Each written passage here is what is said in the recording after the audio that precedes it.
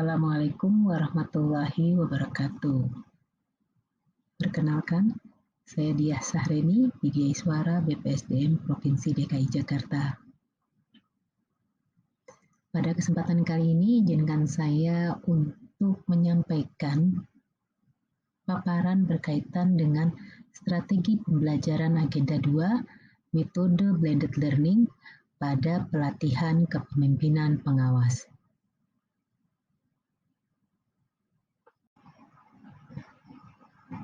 Baik, Bapak Ibu, adapun tujuan dari pembelajaran kita kali ini adalah menyamakan persepsi tentang strategi pembelajaran Agenda 2 agar Bapak Ibu bisa fokus dan bisa juga terlibat untuk proses belajar.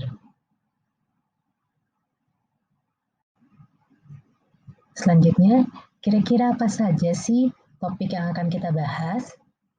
Untuk topik yang akan kita bahas kali ini berkaitan dengan keterkaitan Agenda 2 dengan agenda yang lain, yaitu Agenda 1, Agenda 3. Kemudian mata pelatihan yang akan dipelajari di Agenda 2. Selanjutnya adalah berkaitan dengan Learning Journey Agenda 2 serta desain pembelajaran Agenda 2. Baik Bapak Ibu, sebelum kita bahas kepada substansi mata Agenda 2, maka sedikit saya akan mereview untuk agenda PKP terdiri dari mata pelatihan Agenda Kepemimpinan Pancasila dan Bela Negara, kemudian yang kedua Agenda Kepemimpinan Pelayanan, agenda yang ketiga yaitu Agenda Pengendalian Pelaksanaan Pekerjaan, serta yang keempat agenda aktualisasi kepemimpinan. Dan yang terakhir yaitu agenda orientasi program. Kemudian bagaimana keterkaitan antara masing-masing agenda? Untuk agenda kepemimpinan Pancasila itu sebenarnya berfokus kepada bagaimana para pemimpin mampu mengelola diri sendiri. Sedangkan untuk agenda 2 berkaitan dengan agenda kepemimpinan pelayanan itu difokuskan pada bagaimana teman-teman nanti mampu mengelola orang lain. Sedangkan agenda yang ketiga itu diharapkan teman-teman sudah mampu mengelola organisasi. Dan nanti proses pengelolaan tersebut itu nanti teman-teman harus aktualisasikan di dalam pelaksanaan kegiatan setelah seluruh agenda dikerjakan.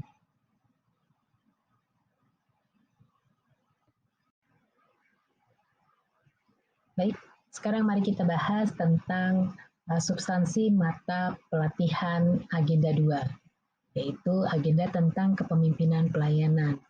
Untuk agenda 2 terdiri dari 4 mata pelatihan, yaitu yang pertama, diagnosa organisasi, yang kedua, berpikir kreatif dalam pelayanan, yang ketiga, membangun tim efektif di era new normal, dan yang terakhir, yaitu berkaitan dengan kepemimpinan dalam pelaksanaan pekerjaan.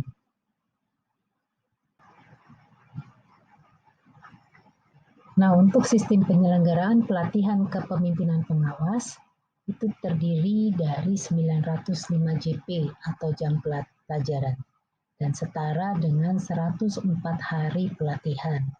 Sedangkan khusus untuk pembelajaran atau penyelenggaraan Agenda 2 itu didapatkan sebanyak 56 JP yang akan terbagi menjadi 10 JP self-learning, kemudian 20 JP distance learning, 26 JP klasikal.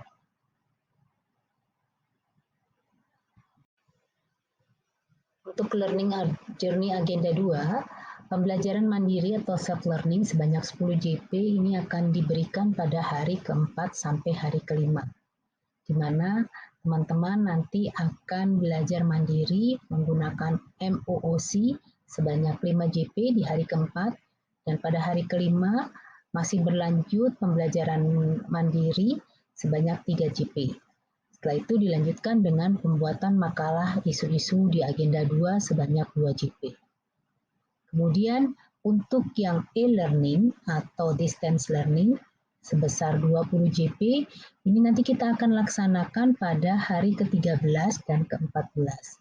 Untuk hari ke-13, untuk sinkronus pertama itu akan diberikan sebanyak 2 JP, kemudian untuk asinkronusnya sebanyak 8 JP.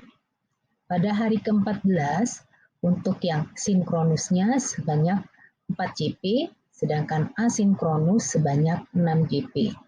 Dan untuk yang hari ke-14 ini, kita akan laksanakan asinkronus dulu. Baru setelah itu dilaksanakan sinkronusnya. Dan yang terakhir, yaitu kegiatan klasikal untuk agenda 2 sebanyak 26 JP. Nah, ini akan dilaksanakan pada hari ke-29 sampai dengan hari ke-31. Untuk hari ke-29 itu akan diberikan sebanyak 9 JP, hari ke-30-nya 12 JP, dan hari ke-31 sebanyak 5 JP. Kemudian kita masuk kepada desain pembelajaran. Untuk desain pembelajaran di sinkronus pertama sebanyak 2 JP yang akan dilaksanakan pada hari ke-13. Seperti biasa, setiap kegiatan pembelajaran terdiri dari pembukaan, penyajian, dan penutup.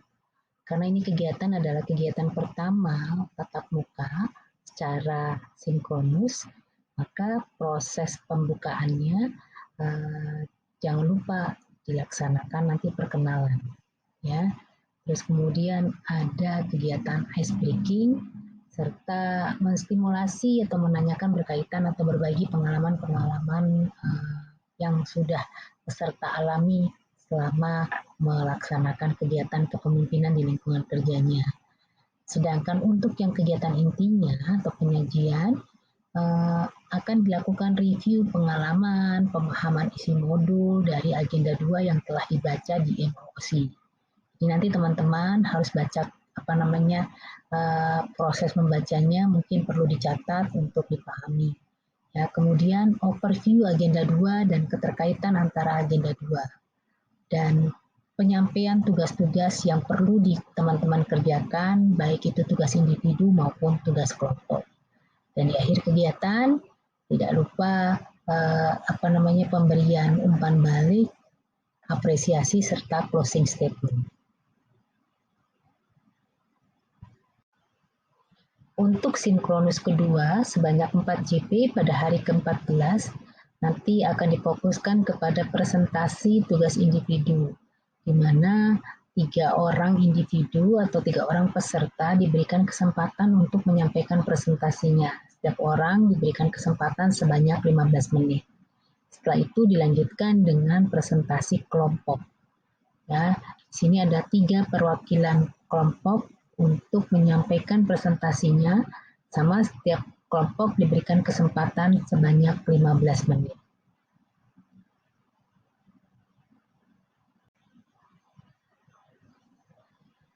Kegiatan untuk agenda 2 akan dilanjutkan pada hari ke-29, yaitu kegiatan klasikal pertama yang akan dilaksanakan sebanyak 9 JP.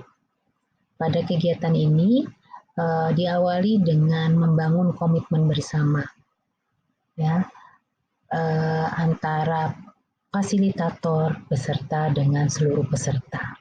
Setelah itu review pengalaman dan pemahaman berkaitan dengan materi agenda 2 yang sudah dibahas di pertemuan-pertemuan sebelumnya. Ya. Dan selain itu juga akan diberikan tugas-tugas, baik itu tugas kelompok dan tugas individu yang berkaitan dengan pelaksanaan pembelajaran untuk fokus agenda 2. Baik, pembelajaran berikutnya yaitu klasikal kedua dilaksanakan pada hari ke-30 sebanyak 12 JP. Ini akan terbagi menjadi 3 sesi, di mana sesi pertama kita minta peserta untuk menampilkan role play berkaitan dengan membangun tim kerja yang efektif dalam mewujudkan inovasi. Kemudian dilanjutkan dengan sesi kedua, yaitu masih berkaitan dengan penugasan kelompok, yaitu tentang menganalisa faktor lingkungan yang terlibat dalam proses pembentukan tim efektif.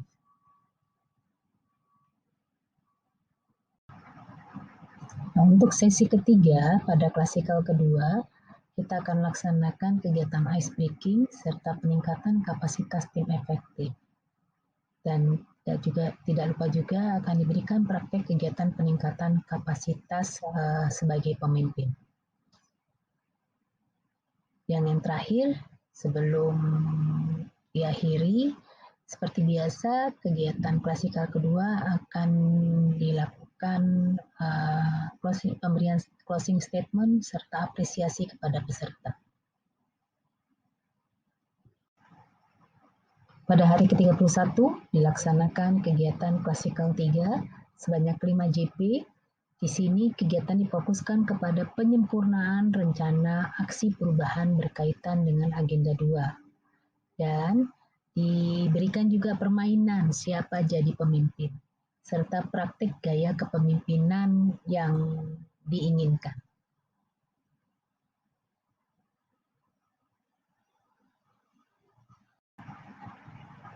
Demikian strategi pembelajaran agenda 2 pada pelatihan kepemimpinan pengawas.